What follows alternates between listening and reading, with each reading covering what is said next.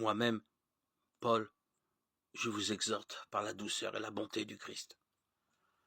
Moi qui me fais si petit quand je suis en face de vous et qui ai tant d'assurance à votre égard quand je ne suis pas là, je demande à ne pas avoir à manifester quand je serai là l'assurance et l'audace dont je prétends bien faire preuve contre ceux qui prétendent que nous avons une conduite purement humaine.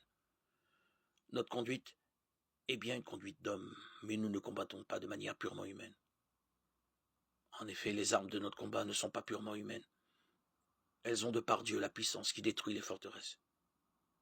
Nous détruisons les raisonnements fallacieux et tout ce qui s'élève de manière hautaine contre la connaissance de Dieu, et nous capturons toute pensée pour la conduire à l'obéissance selon le Christ. Nous sommes prêts à sévir contre toute désobéissance dès que votre obéissance sera parfaite. Regardez les choses en face.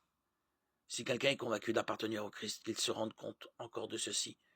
Si lui, il appartient au Christ, nous aussi. Même si je tire un peu trop d'orgueil du pouvoir que le Seigneur nous a donné sur vous pour construire et non pour détruire, je n'en aurai pas honte. Je ne veux pas avoir l'air de vous effrayer par mes lettres. Les lettres, dit-on, ont du poids et de la force. Mais sa présence, physique, est sans vigueur, et sa parole est nulle. Qu'on se rende alors bien compte de ceci. Tels nous sommes en parole par nos lettres, quand nous ne sommes pas là, tels nous serons encore en acte, quand nous y serons.